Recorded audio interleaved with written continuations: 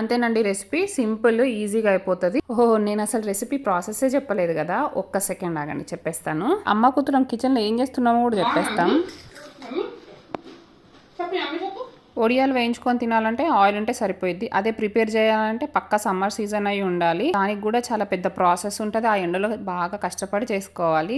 అదే బయట కంట్రీలో ఉన్న వాళ్ళకైతే అసలు పాపం అది కూడా కుదరదు. హోమ్ మేడ్ ఒడియాలని చాలా మిస్ అవుతుంటారు కదా, అట్లాంటి వాళ్ళందరికీ ఈ టిప్ బాగా పనికొస్తుంది. ఒకసారి ట్రై చేయండి. ఇట్లా మనం రెగ్యులర్గా వేసుకునే దోశ పిండితోటే చేసుకోవచ్చండి ఇవి. నేను జస్ట్ 2.5 దోశలతో చేసుకున్నాను. చాలా ఒడియాలే అయినాయి నాకు. అయితే దోశ పిండిలోనే కొంచెం జీలకర్ర కూడా యాడ్ చేసుకొని దోశలు వేసుకోండి. నేను వేయలేదు. దోశ ముక్కల్ని ఫ్రిడ్జ్ లో పెట్టేసుకోవాలి గట్టిగా అయ్యేంత వరకు. నేనైతే ఓవర్ నైట్ పెట్టుకున్నాను. అంతే, మన ఇన్స్టెంట్ వడియాలు రెడీ అయిపోయినాయి. దాన్ని తీసి డీప్ ఫ్రై చేసుకొని తినేయటమే. నేనైతే పైన కారం జల్లుకొని తిన్నాను. మన దోశ వడియాల రెసిపీ నచ్చిందా? మరైతే ఇంకెందుకు లేట్, లైక్ చేసి సబ్స్క్రైబ్ చేసుకోండి, షేర్ చేయండి, కమెంట్ చేయండి ఎట్లా అనిపించింది రెసిపీ అని. థ్యాంక్